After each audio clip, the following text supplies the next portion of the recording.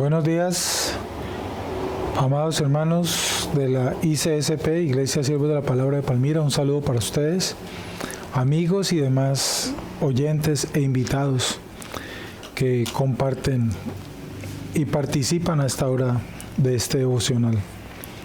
Damos gracias al Señor por esta semana que nos permite iniciar, por la vida y la salud con que nos permite comenzar esta semana. Por su voluntad hemos llegado hasta esta fecha. Vamos a empezar esta semana entonces dando gracias al Señor, leyendo esa porción de los Salmos para orar y continuar en la meditación de este tema del nuevo nacimiento y la regeneración. Te invito entonces, amado hermano y amigo, que abras tu Biblia en el Salmo 46 y vamos a leer los 3 primeros versículos para orar. Tú ahora, lo que terminemos, como siempre invito, puedes terminar de meditar en ese salmo, leer el resto de la porción de este salmo. Vamos a leer los 3 primeros versículos y oramos al Señor. Salmo 46, verso del 1 al 3. Acompáñame en la lectura entonces. Dice la Escritura: Dios es nuestro amparo y fortaleza, nuestro pronto auxilio en las tribulaciones. Por tanto, no temeremos aunque la tierra sea removida y se traspasen los montes al corazón del mar, aunque bramen y se turben sus aguas y tiemblen los montes a causa de su braveza. Inclina tu rostro y oremos al Señor dando gracias. Amado Dios, puestos de acuerdo en esta hora, en esta fecha, nuestra boca confiesa tu soberanía y tu señorío, Señor. Tu autoridad y el control que tienes sobre toda la creación, pues tú la creaste y todo te pertenece a ti, Señor. Tú eres el dueño de todo cuanto existe en el universo, pues tú creaste todas las cosas y las hiciste para tu gloria, en el beneplácito de tu voluntad. Las hiciste para ti, Señor. Señor, gobiernas todo, Padre. No hay nada que esté fuera de tu control y tu autoridad en este vasto universo. Como siempre lo hemos orado, Señor, y lo confesamos con nuestra boca. Tú controlas hasta la más pequeña de las moléculas, Señor, y más allá del infinito en expansión, tú controlas el mismo límite infinito de este universo. Desde allá, Señor, está tu trono, y tú gobiernas todo cuanto existe en este universo. Nosotros, Señor, somos creación tuya. Te damos gracias por permitirnos llegar hasta esta fecha. Ha sido tu voluntad que hoy tengamos vida, Señor, y contemplemos tus maravillas, Señor.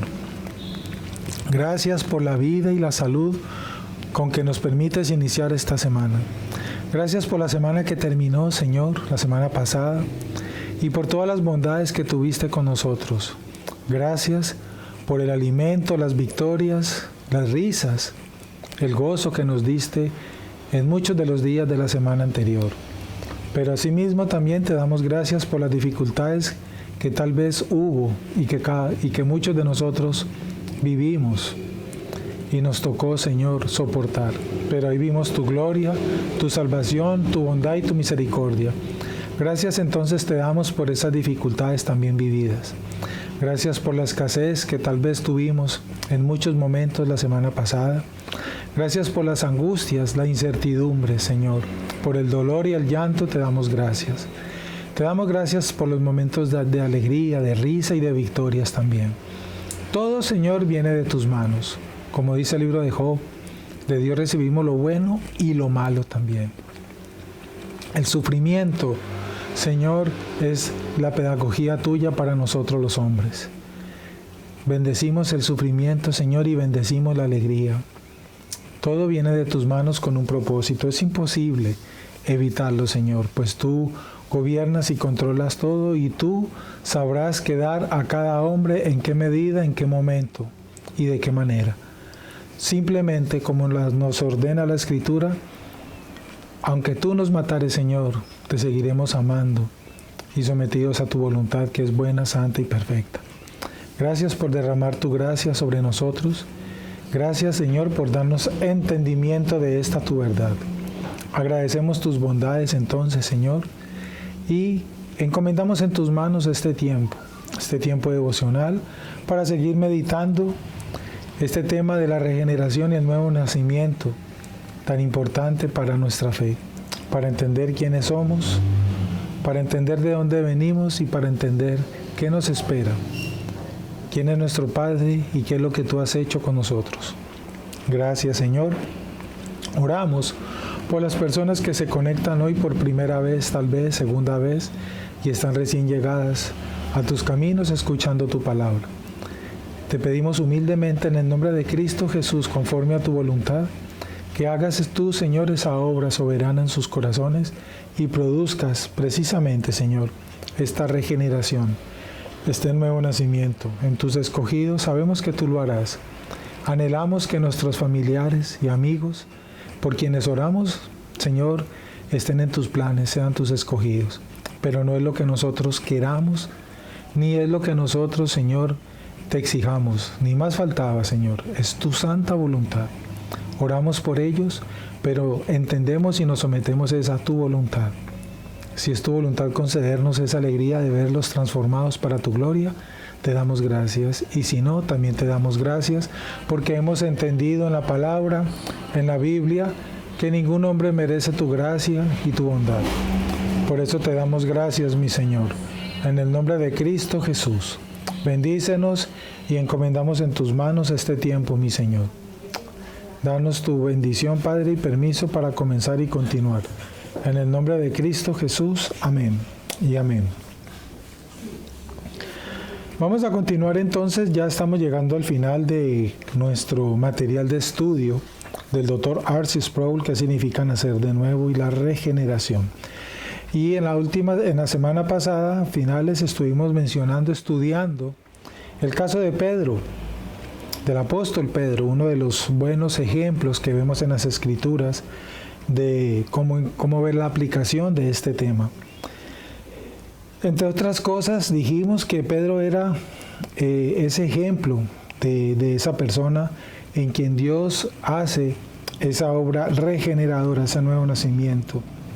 Pedro en algún momento estaba diciéndole a Jesús, tú eres el Cristo. En una porción del Evangelio encontramos esa gran respuesta del apóstol Pedro, lo meditamos. Cuando Cristo pregunta ¿quién dicen ustedes que soy yo? Y de todos los apóstoles que estaban allí en el momento, Pedro contestó, Jesús, tú eres el Cristo, el Hijo del Dios viviente. Eso lo meditamos. Y asimismo le dice despuesito, y yo te seguiré a donde tú me guíes, y voy a ir a la cárcel contigo si es necesario, daré mi vida por ti, le dice Pedro, te seguiré hasta la muerte. Pedro todavía no había aprendido lo vulnerable que era, porque tiempo después, rato después, lo estaba negando como nadie lo ha negado. Es increíble esta frase que escuché en algún momento de uno de mis maestros. Nadie ha negado a Pedro como él lo negó. De frente del mismo Cristo, en ese momento, en su carnalidad, en su debilidad humana, lo negó. Pero tampoco nadie humano, aclaramos eso, ¿cierto?, ha predicado como Pedro predicó. Tanto que en esa primera predicación de Pedro descrita en el libro de los Hechos, en el capítulo 2, se convirtieron cerca de 3,000 con un solo mensaje y en un momento. Qué contraste, ¿no? Nadie lo ha negado como Pedro lo negó. Y nadie también lo ha predicado como Pedro lo predicó aquel día en ese sermón en Hechos capítulo 2. Ese contraste nos pone a pensar mucho de la obra de Dios en el corazón del hombre, precisamente. Creo que así éramos nosotros, muchos de nosotros. Yo, por ejemplo, doy testimonio. Para la gloria de mi Señor, en mi antigua manera de vivir, yo decía ser ateo. Y yo me burlaba de las cosas de Dios. Esa era mi vida pasada. Y miren hoy el Señor a donde me ha traído y lo que hoy estoy haciendo para su gloria. Creo que a muchos de nosotros nos ha pasado lo mismo. Antes éramos enemigos de Dios, pero ahorita hemos entendido que nos regeneró y que somos sus hijos y que proclamamos su gloria para la gloria de Él. Esa es la obra regeneradora, eso solo lo hace Dios. Eso no lo produjo en mí ningún hombre, ni mi esposa que me ama, ni ningún psicólogo, ni ningún psiquiatra, ni ningún consejero. Eso solo lo hace Dios por medio del poder de su Espíritu Santo y su palabra. Qué bonito es entender esto.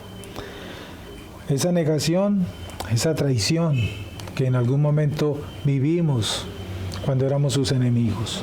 Pedro hizo su audaz declaración de lealtad en el aposento alto, la noche del jueves, ese jueves de pasión, el día anterior al Viernes Santo. ¿Dónde estuvo Pedro más tarde esa noche? En cuanto llegaron los soldados para arrestar a Jesús, Pedro huyó. Se puso a merodear ahí por los lados, fuera de la casa del sumo sacerdote. Eso nos narra los evangelios. Mientras los oficiales judíos estaban dentro juzgando a Jesús con falsas calumnias. Con calumnias, ¿no? Pedro huyó, se puso a rondar y Jesús estaba siendo juzgado, pasando un difícil momento, un trago amargo, e intentaba conseguir alguna información acerca de lo que pasaba Pedro desde afuera y saber del destino de su maestro. Muy seguramente él tenía esa intención. Es más, según nos narran los evangelios, fue el único apóstol que intentó hacer esto porque los demás huyeron. Pedro se mantuvo desde la distancia, digámoslo así. Los demás, sí, como decimos nosotros en nuestro lenguaje, se perdieron del mapa. Entonces llegó una sirvienta aquel día en el patio, en ese salón. No el sargento ni el capitán de la guardia, sino una sirvienta, y le dijo: ese estaba con Jesús el Nazareno. Eso está en Mateo 26, 71. Pero Pedro lo negó bajo juramento. Él dijo en ese momento: no lo conozco. Finalmente otro dijo: seguro que tú también eres uno de ellos, porque aún tu manera de hablar te descubre, te delata. Eso está en el versículo 73. Dijo solo no Pedro, no exactamente, ¿no? La Biblia dice que lo negó con maldiciones. Empezó a maldecir como un marinero, enfatizando que no conocía a Jesús. Todo porque estaba aterrorizado por esas sirvientas y transeúntes. ¿Qué sucedió? La roca fue sacudida, podemos decir. Con trigo llegó el momento de la prueba y Pedro falló. Más temprano aquella noche, durante la cena del Señor, Jesús había dicho: en verdad os digo que uno de vosotros me entregará. Eso está allí en Mateo 26, 21. Los discípulos alrededor de la mesa, mirando a Jesús, consternados, dijeron uno tras otro: ¿acaso soy yo, maestro? Se preguntaron. Eso lo leemos en el versículo 22. Entonces llegaron al tesorero Judas Iscariote, y él dijo: ¿acaso soy yo, rabí? Y Jesús le dijo: tú lo has dicho. Juan añade que Jesús le dijo: lo que vas a hacer, hazlo pronto. Y entonces Judas salió en medio de la noche. Eso está en el Evangelio de Juan, en el capítulo 13, versículos 27, ahí lo podemos leer. De este modo Jesús despachó a Judas a su traición. La Escritura dice que Judas ya había acordado entregar a Jesús en manos de sus enemigos a cambio de 30 monedas de plata. Mateo 26, 14 y Marcos 14, 10 y Lucas 22 narran estos hechos. Después que lo hizo, Judas se ahorcó, nos narra la Escritura. Murió en completa desgracia. Se suicidó, se ahorcó, nos dice la Escritura, sin sus 30 piezas de plata, o sea, sin su pago, el que había recibido por esa traición. y con el legado que ha hecho de su nombre un símbolo de traición y deslealtad para toda la historia humana. Cada vez que escuchamos ese nombre de Judas, siempre nos suena, sea la convicción que tengamos de cualquier credo, siempre es sinónimo de traición o engaño. Yo creo que, abro un paréntesis, una anécdota aquí respecto a esto que estamos comentando. Yo creo que a muy pocas personas, pero bien pocas, se les ocurre colocarle a su hijo ese nombre de Judas. Escuchamos de personas que le colocan el nombre a sus hijos de profetas, de muchos de los apóstoles, Pedro, Andrés, Juan, Santiago, Jacobo, ¿cierto? Hasta he conocido varones con nombres de profetas. Conozco varones que se llaman Habacuc, Joel, Isaías, Jeremías. Pero de verdad, yo creo que cuento aquí en la palma de la mano varones que se llamen Judas. No recuerdo. Ese símbolo de ese nombre quedó marcado en la historia. Símbolo de traición, deslealtad, engaño. Tremendo eso que hizo este varón y quedó marcado para la historia de todas las generaciones. ¿Cuál fue la diferencia entre estos dos hombres?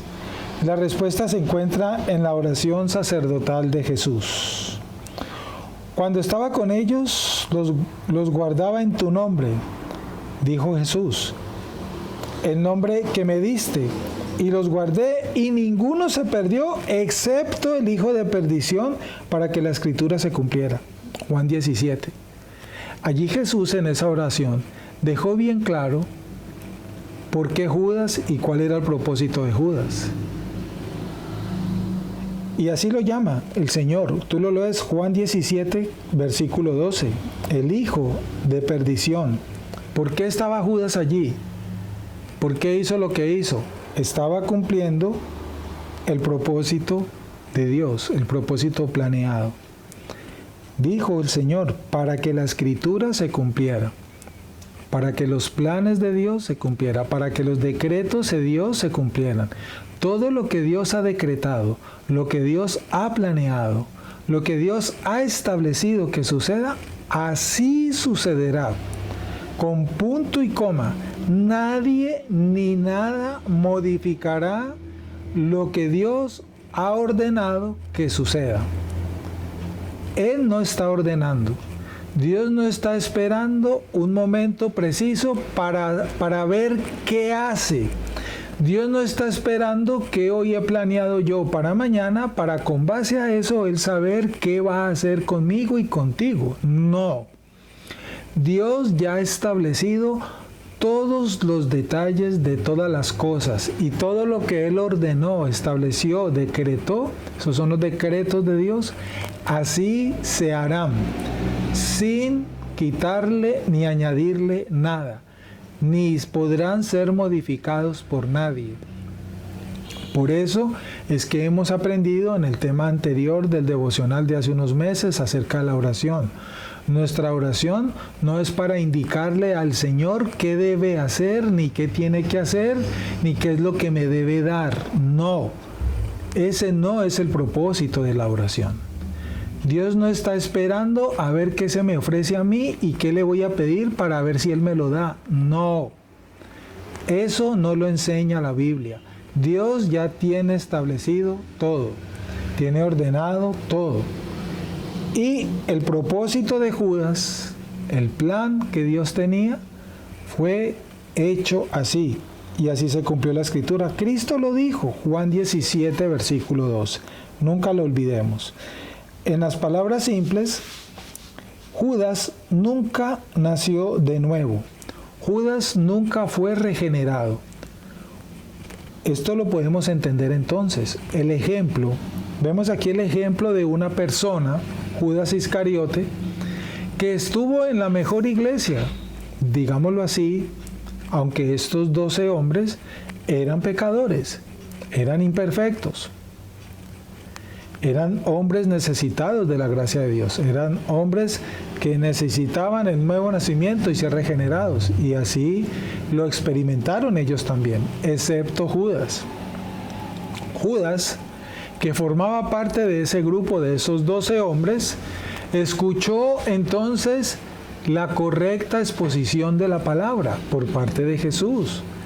Escuchó la correcta predicación del mensaje del Evangelio, lo escuchó directamente de Jesús. Vio al Hijo de Dios directamente, lo conoció, lo vio hacer las señales y prodigios que hizo. Estuvo con Él, compartió con Él, momentos con Él directamente, pero se perdió. ¿Conoció y escuchó la palabra correcta?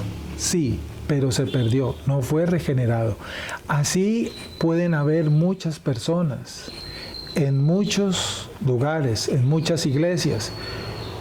Una persona, por eso es que esto nos ayuda a entender que no es para ser salvos, para ser regenerados, no es señal poderosa el estar asistiendo a una iglesia. No es señal poderosa el estar escuchando la palabra correcta. No es señal poderosa, por lo tanto, conocer la palabra correcta. No, porque Judas vivió esa experiencia. Escuchó la palabra correcta, conoció la palabra correcta, conoció al perfecto, a Cristo, pero no fue regenerado. Asistió a la congregación de esa iglesia que estaba siendo pastoreada por el pastor perfecto, Cristo. Cristo, el pastor perfecto, el único pastor perfecto. Del resto, todos los demás pastores somos imperfectos. Él es el pastor perfecto, porque Él es el hombre perfecto. Y Judas escuchó enseñanza del pastor perfecto, pero no le fue suficiente para ser regenerado y nacido de nuevo. Una cosa es el nacimiento, el nuevo nacimiento y la regeneración, y otra cosa es otra cosa. No te confundas. Si yo he sido regenerado por la obra soberana del Espíritu Santo de Dios, si yo he recibido el nuevo nacimiento por parte del Espíritu Santo de Dios, entiendo, porque eso forma parte de ese convencimiento que produce el Espíritu Santo en mí cuando realmente he sido regenerado, y entiendo que debo conocer la sana doctrina y que debo estar en una iglesia que exponga la verdad del Evangelio, y allá voy y allá permanezco. Eso es cierto. Pero el hecho de que alguien esté allá no significa de que haya experimentado el nuevo nacimiento y la regeneración. Estamos dando el ejemplo de Judas. Hay una frase muy célebre que yo comparto aquí en nuestra amada iglesia. Para yo ser salvo y haber nacido de nuevo y haber sido regenerado, no necesito estar en una iglesia. Pero si yo soy salvo y he sido regenerado por medio del nuevo nacimiento, tengo y debo estar en una iglesia, porque en una iglesia están los que han sido regenerados, pero también se reúnen muchas veces los que no han sido regenerados. De eso está compuesta la iglesia, del trigo y la cizaña. Ambos están en la iglesia. ¿Quién es el trigo? Solo Dios lo conoce. ¿Quién es la cizaña? Solo Dios la conoce.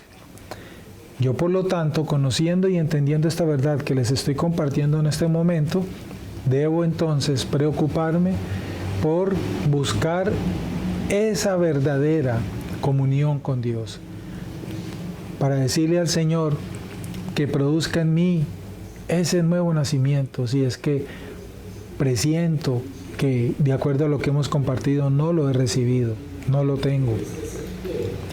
Que cambie ese corazón de piedra que aún creo de pronto tener y que me dé uno de carne. Que produzca en mí arrepentimiento para yo arrepentirme de mis pecados y poder ser salvo.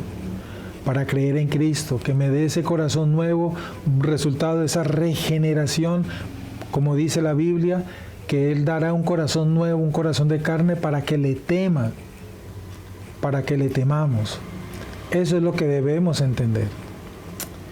Y si yo he sido regenerado y he nacido de nuevo, es un hecho que amo la iglesia y debo estar en la iglesia. Creo que he sido claro. El ejemplo de Judas nos ilustra mucho esto. De todos los 12 hombres que escucharon todos la misma enseñanza, compartieron con él la misma cena el mismo día, el único que no fue regenerado y no fue nacido de nuevo fue Judas. De nada le sirvió entonces estar en el lugar correcto si no había sido regenerado. Eso es lo que estamos enseñando en conclusión. Por eso Cristo le dijo a Nicodemo, recordemos nuestro pasaje central, Juan capítulo 3, versículo 3.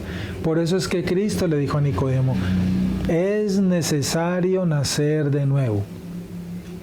Cristo no le dijo, es necesario conocer la doctrina, porque de esa la conocía Nicodemo.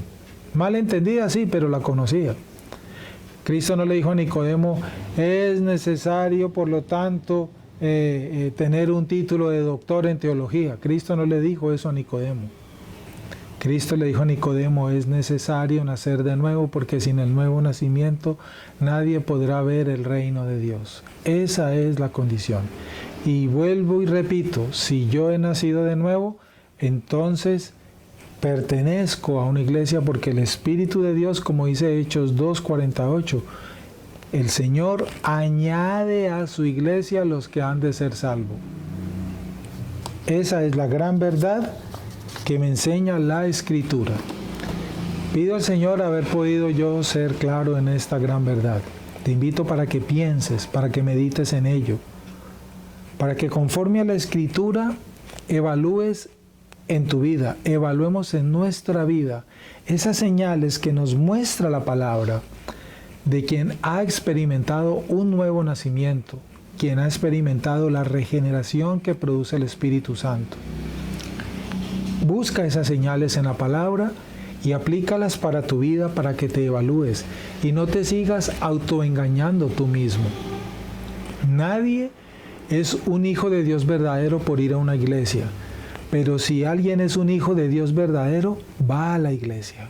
Esa es la gran verdad controversial que hay allí y que debemos entender. Vamos a orar para terminar este tiempo y que meditemos este juego de palabras que deben ser bien claras, porque si no son bien claras me puedo confundir. Medítalas mucho, medítalas y pedir al Señor sabiduría para entenderlas. Inclina tu rostro y oremos y demos gracias al Señor para terminar este tiempo. Te damos gracias por tu palabra, Señor, y porque nos permites entender esta verdad conforme a tu palabra. Señor, qué bueno es entender la necesidad y lo que implica ese nuevo nacimiento y la regeneración. Las condiciones que la Biblia nos enseña, porque muchas veces nos autoengañamos con nuestras propias creencias, filosofías y nuestra propia autosuficiencia.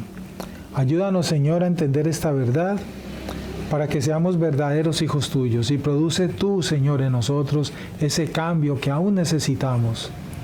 Anhelamos, Señor, ese crecimiento en sabiduría, en madurez, en santidad, para convertirnos un día en esos cristianos, en esos hombres y mujeres semejantes a Cristo, como nos lo promete la Escritura y es la esperanza que tenemos. Señor, ayúdanos a entender tu Evangelio, a vivir conforme, Señor, a tu Evangelio, con el poder de tu Espíritu, porque nuestra carne no lo podemos hacer, Señor. Ayúdanos a crecer, perdona nuestros pecados, Señor. Ayúdanos a ser verdaderos hijos tuyos. Produce tú, Señor, Espíritu en nosotros, Espíritu Santo, en nosotros ese cambio. Produce en nosotros, Señor, esos hombres y mujeres para la gloria de nuestro Señor Jesucristo, llenos de tu verdad, procurando crecer en la santidad para verlo a Él un día. Ayúdanos, Señor. Ten misericordia de nosotros, Señor. Encomiendo en tus manos este día y esta semana que estamos comenzando, Señor. Danos tu bendición, danos la provisión, Señor. Te lo pedimos humildemente para nuestros hogares, para compartir esa provisión, Señor, que tú nos das, tú nos bendices para que bendigamos también, Señor. Y sobre todo, Señor, para que podamos como iglesia, cada uno de nosotros, seguir cumpliendo con esas obligaciones, las dos obligaciones que tenemos, con nuestros hogares y con nuestra amada iglesia. Que no olvidemos, Señor, que somos tus hijos, que eres tú quien nos provee y que nos bendices para sustentar nuestro hogar y para seguir, Señor, también cumpliendo nuestro deber en nuestra amada iglesia. Ayúdanos, Señor. Que no se nos olvide, Padre, y te damos gracias por esa provisión para todos nosotros, para la iglesia, Señor. Bendícenos, líbranos del mal y del peligro, guárdanos de las tentaciones del enemigo. Te damos gracias, mi Dios, en Cristo Jesús. Amén y amén. Bien, amados hermanos, la bendición de Cristo esté con nosotros y si Dios permite nos vemos mañana. Un abrazo para todos ustedes. Bendiciones.